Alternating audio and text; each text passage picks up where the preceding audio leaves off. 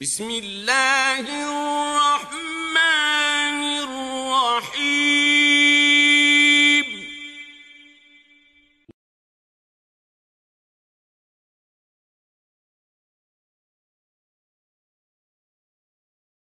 الحمدللہ رب العالمین والصلاة والسلام علی رسولہ الکریم وعلی آلہ وصحبہ اجمعین، اما بعد۔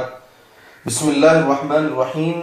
وعن امیر المؤمنین ابی حفص عمر بن الخطاب ابن نفیل بن عبد العزى بن ریاح بن عبد الله بن قرط بن رزاح بن عدي بن كعب ابن لوي بن غالب القرشي العدوي رضي الله عنه قال: سمعت رسول الله صلى الله عليه وسلم يقول: إنما الأعمال بالنيات وإنما لكل امرئ ما نوى، فمن كانت هجرته إلى الله ورسوله فهجرته إلى الله ورسوله، ومن كانت هجرته لدنيا يصيبها أو امرأة ينكحها فهجرته إلى ما هاجر إليه، متفق علیہ۔ ترجمہ: امیر المؤمنین حضرت ابو حفص عمر بن الخطاب ابن نفیل بن عبد العزى بن ریاح بن عبداللہ بن قرط بن رزاح بن عدی بن کعب بن لوئی بن غالب القرشی عدوی سے روایت مروی ہے۔ یہ حضرت عمر بن خطاب رضی اللہ تعالی عنہ کا نسب ہے، اس کو بیان کیا گیا ہے۔ یہ حضرت عمر بن خطاب رضی اللہ عنہ سے مروی ہے۔ وہ کہتے ہیں میں نے رسول اللہ صلی اللہ علیہ وسلم کو فرماتے ہوئے سنا: اعمال کا دار و مدار نیتوں پر ہے، ہر شخص کو اس کی اچھی یا بری نیت کے مطابق اچھا یا برا بدلہ ملے گا۔ بس جس کی ہجرت اللہ اور اس کے رسول کے لیے ہوگی اس کی ہجرت انہی کی طرف سمجھی جائے گی، اور جس نے دنیا حاصل کرنے کے لیے یا کسی عورت سے نکاح کی غرض سے ہجرت کی تو اس کی ہجرت انہی مقاصد کے لیے ہوگی۔ اس روایت کو امام بخاری رحمہ اللہ نے صحیح بخاری میں 2 جگہ پر اور امام مسلم رحمہ اللہ نے صحیح مسلم میں کئی جگہ پر اس روایت کو بیان کیا ہے۔ دونوں عظیم محدثین نے اس حدیث کو بیان کیا ہے، اس لیے اس حدیث کو متفق علیہ کہتے ہیں۔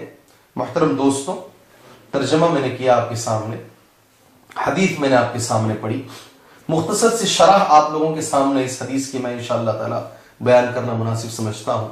حدیث صحیح بخاری کی پہلی حدیث ہے، 1 نمبر کی حدیث ہے صحیح بخاری میں یہ، اور حدیث اس باب میں پیش کی گئی ہے، باب بدء الوحی۔ حدیث کا باب یہی ہے کہ وحی کا آغاز کیسے ہوا، اس باب میں امام بخاری رحمۃ اللہ علیہ نے اس حدیث کو پیش کیا ہے۔ اہل علم کا یہ ماننا ہے محترم دوستوں اور بزرگوں، 2 حدیثیں ایسی ہیں دنیا میں جس میں سارا دین جمع کر دیا گیا ہے، 2 احادیث میں سارا دین جمع کر دیا گیا ہے۔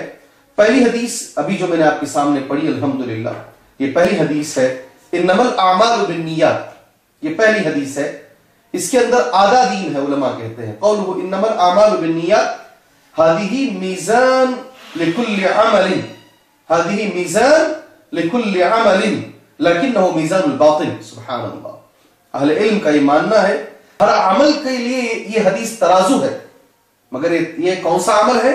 باطنی عمل، نیت کے بارے میں۔ ایک اور حدیث ہے جس کو کہتے ہیں کہ وہ آدھا دین وہ حدیث ہے، وہ کون سی حدیث ہے؟ وہ بھی صحیح بخاری اور مسلم کی حدیث ہے، اخرجہ الشیخان عن عائشہ رضی اللہ عنہا: من عمل عملا لیس علیہ امرنا فہو رد۔ جس نے کوئی ایسا عمل کیا جو نبی کریم صلی اللہ علیہ وسلم کی دلیل اس عمل کے لیے نہ ہو تو وہ عمل مردود ہے۔ ان 2 حدیثوں کے بارے میں سن لیجئے گا اہل علم کیا کہتے ہیں۔ وَلِهَذَا قَالَ أَهْلُ الْعِلْمِ هَذَانِ الْحَدِيثَانِ يَجْمَعَانِ الدِّينَ كُلَّهُ۔ سبحان اللہ، هَذَانِ الْحَدِيثَانِ يَجْمَعَانِ الدِّينَ كُلَّهُ، یہ 2 حدیثیں سارے دین کو جمع کر لیتی ہیں۔